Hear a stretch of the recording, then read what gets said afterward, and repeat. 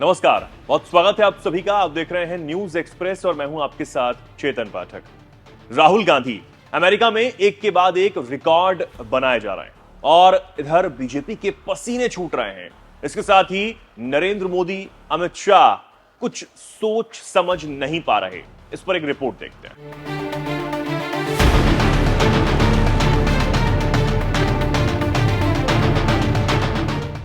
आप जानते हैं कि राहुल गांधी भारत की उभरती आवाज है और इसी को लेकर अमेरिका के टेक्सास विश्वविद्यालय में सवालों के दौरान छात्रों से उल्टा सवाल उन्होंने पूछ लिया और फिर खुद ही वो कहानी सुना डाली।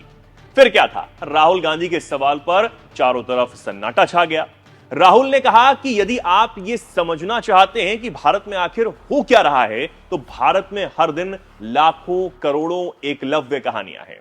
हुनर जानने वाले लोगों को दरकिनार किया जा रहा है, उन्हें काम करने या बढ़ने की इजाजत नहीं है और यह हर जगह हो रहा है। कौशल का सम्मान करना और उन्हें मदद और तकनीकी रूप से समर्थन देकर ही आप भारत की क्षमता बढ़ा सकते हैं। आप केवल 1 या 2% आबादी को सशक्त बनाकर भारत की ताकत को उजागर नहीं कर सकते। तो आप समझ सकते हैं कि कैसे एकलव्य की कहानी सुनाकर राहुल गांधी ने अमेरिका के पसीने छुड़ा दिए और अब इसी बात की चर्चा भारत में भी हो रही है और मोदी और अमित शाह बेहद परेशान हैं।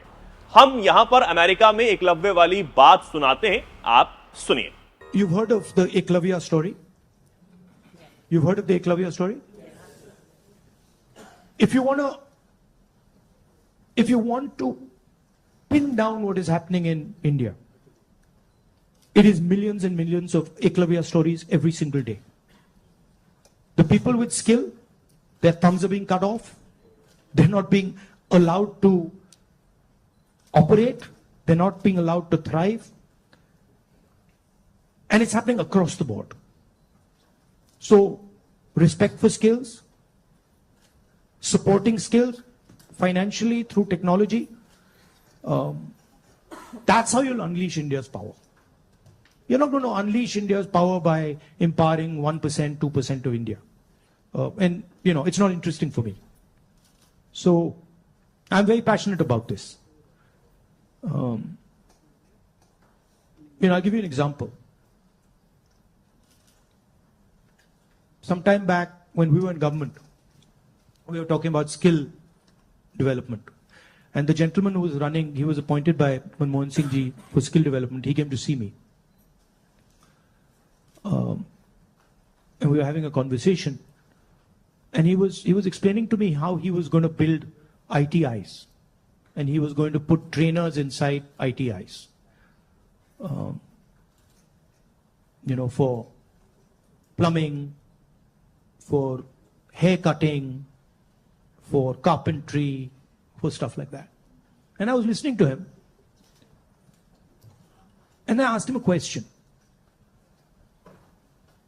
And what I said was, look, you're building these ITIs. And I gave him an example. I said, let's say you want to train 1 million barbers. Now, in your model, what you're going to do is you're going to have these ITIs, 1,000 of them across the country, and you'll train these barbers. But that's not where the barbers' skills lie. That ITI is not where the barbers' skills are. The barbers' skills are with the barbers. So I said to him, why don't you do this? Why don't you set up certification centers?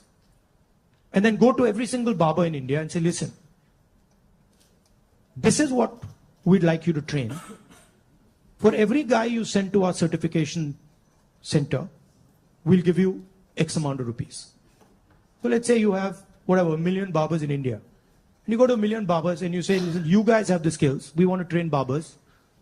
And now start training barbers. And for every guy you train, send him to the certification center. And the moment we find that he's certified and he has been sent by you, we pay you. How long will it take you to 1 million barbers? 2 months? 3 months? Right? He just looked at me as if I was crazy. Right? Because for him, the skill isn't there. The skill isn't the ITI. But actually the skill is with the barbers, with the plumbers, with the carpenters. Those guys have the skill. That's the skill network. So why are you not using it to train? Just recently I was driving past Sultanpur and walked up to this shoemaker. It was amazing because the guy says to me, you know, I said, what's your biggest problem? He says, I've been working here for 40 years and nobody has ever respected me. So he says to me, the only man who has ever respected me is my father. Right? So I was thinking about this. And then he says to me, you know, there was this scheme.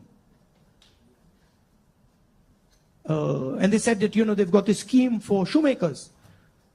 It was in Lucknow somewhere. So he says, so I, you know, went to Lucknow.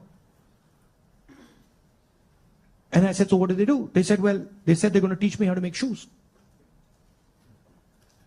He says, but I've been making shoes for 40 years. And I could teach those people how to make shoes. Right?